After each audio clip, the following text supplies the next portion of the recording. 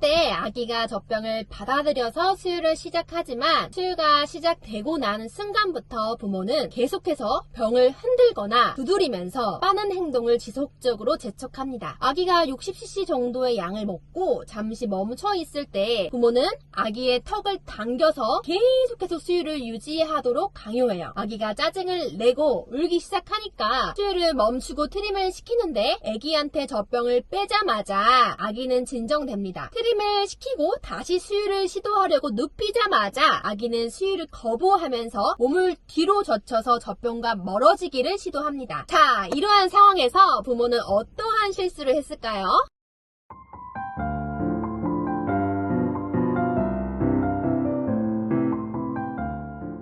안녕하세요, 홍지선입니다. 오늘은 수유할 때 누구나 반드시 하게 되는 4가지 실수에 대해서 말씀드리려고 합니다. 앞에서 말씀드린 상황에서 부모가 실수한 점은 어떤 점일까요? 네, 아기가 수유를 원할지 말지 결정할 수 있는 충분한 시간을 주지 않았고, 얼만큼의 속도로 마실지 기회를 주지 않았고, 얼마를 먹고 끝낼 것인지 아기가 결정할 수 있도록 허락하지 않았어요. 우리는 수유를 할 때 아기에게 3가지의 주도권을 넘겨주어야 합니다. 첫 번째, 충분한 시간. 두 번째, 수유 속도. 세 번째, 시작과 끝을 결정할 수 있도록 아기에게 주도권을 넘겨주어야 해요. 만약 3가지를 부모가 주도하는 수유일 경우 아기가 수유할 때 보이는 불편한 행동들은 악화될 수 있어요. 수유하면서 가장 자주 일어나는 첫 번째 실수는 부모가 먹는 양을 통제해야 한다는 생각입니다. 아기가 원하지 않을 때 수유를 하는 것은 아기에게 흥미가 없는 일이에요. 수유를 원하지 않을 때 수유를 하게 되면 아기에게도 그리고 부모에게도 스트레스가 될 수 있어요. 그럼 왜 부모는 이렇게 원하지도 않는데 수유를 하려고 할까요? 네, 부모는 아기를 사랑해서 그러한 행동을 해요. 아기가 최소 수유량을 섭취하지 않으면 아기가 탈수가 되거나 체중이 증가되지 않거나 몸이 아플 거라고 걱정하기 때문이에요. 아기가 수유를 싫어하는 것 같은 모습을 보이면 이 상황을 어떻게 해결해야 하는지 모르기 때문에 아기에게 수유를 하도록 압력을 가하게 됩니다. 부모는 아기의 목표 수유량을 채워야 한다고 생각해요. 물론 아기가 신체적으로 또는 신경학적으로 문제로 인해서 건강한 성장을 위해 충분한 식사를 할 수 없는 경우에는 그러한 행동이 조금 필요할 수는 있어요. 그러나 건강하고 정상적인 아기에게는 그렇지 않아요. 대부분의 건강한 아기는 자신이 스스로 얼마나 먹어야 할지 결정할 수 있어요. 모유수유하는 아기들은 스스로 먹을 양을 결정해요. 그러나 분유수유의 경우 눈으로 보이기 때문에 부모의 압력이 들어가기 더 쉬워요. 아기가 충분한 양을 먹지 않기 때문에 부모가 압력을 가하게 됩니다. 그러나 아기가 먹는 양을 조절하려고 한다면 부모가 원하는 것과 반대되는 효과가 나타날 수 있어요. 아기 자신의 의지에 반하여 먹게 하려고 강제하는 것은 아기가 식사를 멈추게 하는 가장 효과적인 방법입니다. 아기는 수유하는 동안 약간의 도움이 필요할 수는 있지만 얼마를 먹을지 결정하는데 다른 사람의 의도는 필요하지 않아요. 그럼 이러한 질문들을 하세요.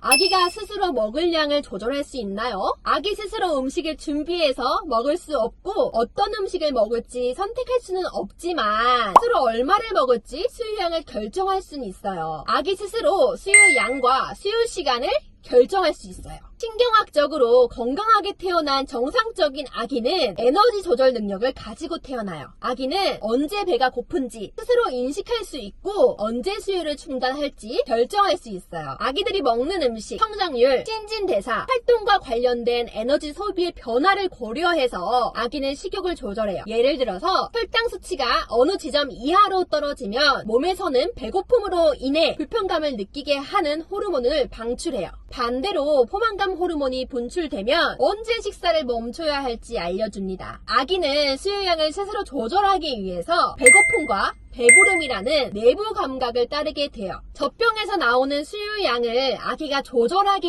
위해서는 배고픔의 신호를 보낼 수 있는지, 효과적으로 빨 수 있는 능력이 있는지, 배부르면 멈출 수 있는 능력이 있는지, 배고플 때 먹고 싶어 하는지, 이 4가지 능력을 갖추고 있어야 해요. 그리고 수유할 때 부모의 역할과 아기의 역할은 정해져 있어요. 수유할 때 부모의 역할은 5가지가 있어요. 배고프다는 신호를 보낼 때 수유를 하고 아기가 받아들이지 않는다라면 발달 단계를 위해 적절하고 규칙적인 간격으로 수유를 해야 합니다. 편안하고 쉬운 속도로 먹을 수 있는 젖병을 선택해야 해요. 그리고 효과적으로 수유할 수 있는 수유 자세를 선택해야 합니다. 아기가 수유에 집중할 수 있는 환경에서 수유해야 해요. 수유를 할 때 아기를 관찰해야 해요. 아기가 불편하다고 칭얼대면 불편한 요소가 무엇인지 파악하고 대응해 주어야 해요. 아기가 배부르다는 표현을 보내면 수유를 중단해야 합니다. 그렇다면 아기가 수유에서 맡고 있는 역할은 무엇일까요? 아기의 역할은 부모가 준비해서 가져온 분유를 먹을지 말지 받아들일지 마실지를 결정하는 거예요. 얼마를 먹을지는 부모가 결정할 수 없어요. 아기가 결정해야 합니다. 두 번째 실수는 아기에게 필요한 수유량을 과대평가하는 거예요. 부모는 아기가 실제로 필요한 양보다 더 많은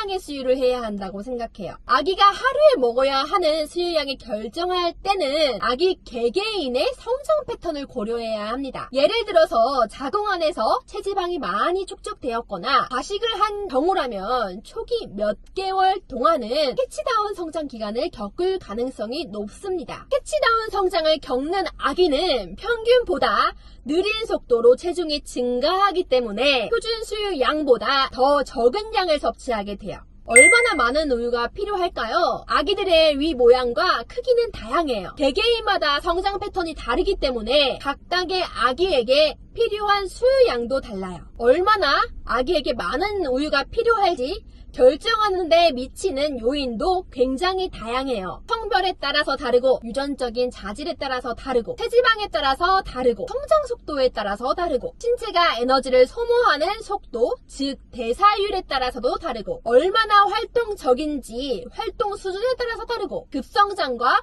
성장 정체를 겪고 있는지에 따라서 다르고 최근에 아팠냐에 따라서 다르고 100cc당 분유 농도에 따라서 다르고 고형식품을 통해 얼마나 많은 칼로리를 섭취했냐에 따라서 다릅니다. 이처럼 식욕에 영향을 미치는 요인들은 굉장히 다양해요. 얼만큼 먹을지 결정하는데 다양한 변수가 존재해요. 오직 아기만이 자신에게 얼마만큼의 수유량이 필요한지 알 수 있습니다. 세 번째 실수, 아기 성장에 대한 비현실적인 기대를 하고 있는 거예요. 아기의 성장이 일반적인 패턴에서 벗어나거나 아기의 성장이 예상보다 적게 증가했을 때 이러한 정보를 해석하는 방법은 전문가의 지식이나 경험에 따라서 달라지게 돼요.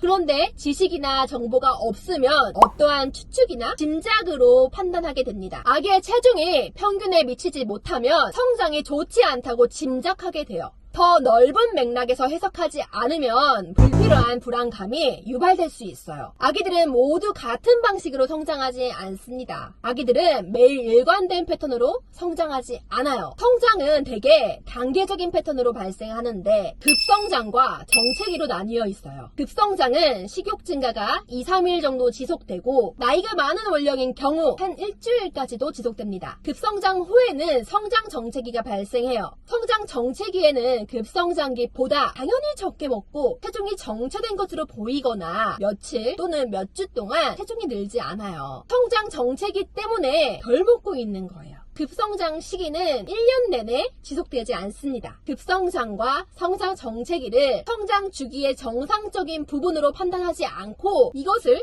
성장 부진으로 오해한다면 생길 수 있어요. 네 번째 실수, 아기가 충분히 먹고 있지 않다라고 짐작하는 거예요. 아기가 기대한 만큼 체중이 증가되지 않을 때 성급히 충분히 먹지 않아서 성장이 부진하다고 짐작해서는 안 돼요. 폭 젖은 기저귀가 하루에 6개 이상 나오고 규칙적인 배변을 하고 규칙적으로 수유를 요구하고 배고파하거나 피곤할 때 지루할 때를 제외하고는 되게 컨디션이 좋아 보인다면 일주일 뒤에 다시 한번 체중을 체크해보세요. 아기의 유전적 특성을 염두에 두고 기간별로 모니터링하면 아기의 성장에 대해 더 넓은 관점으로 볼 수 있을 거예요. 자, 오늘은 수유할 때 자주 보이는 4가지 실수에 대해서 말씀드렸는데요. 도움이 되셨나요? 도움이 되셨다면 좋아요와 구독은 사랑입니다. 감사합니다.